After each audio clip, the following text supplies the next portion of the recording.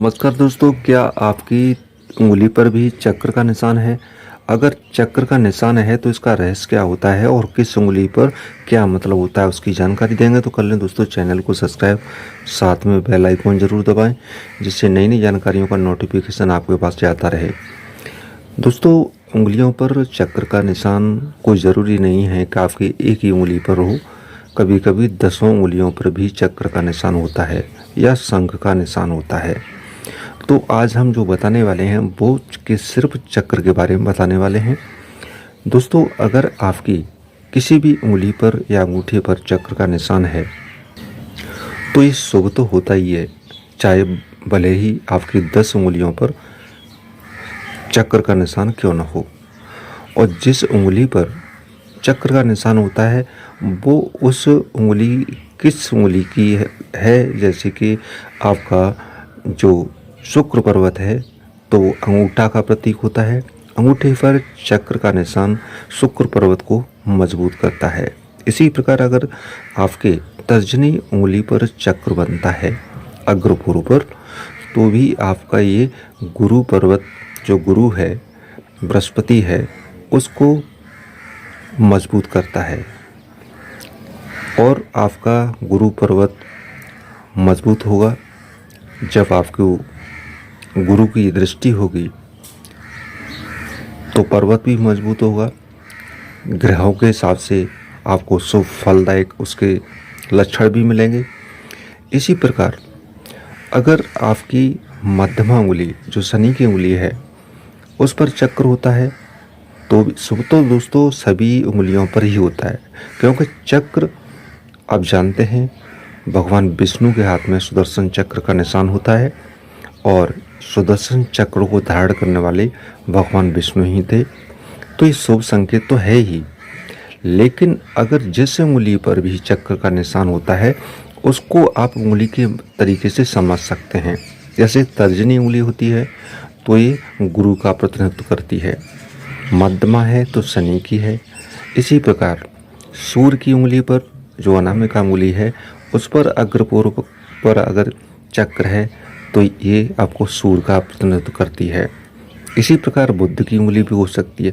दोस्तों, कहने का मतलब जिस उंगली पर चक्र का निशान है अग्रपूर्व पर, तो ये शुभ संकेत होता है, जो कि आपके आने वाले भविष्य में या वर्तमान समय में आपको तमाम प्रकार के लाभ देने की में सक्षम होता है।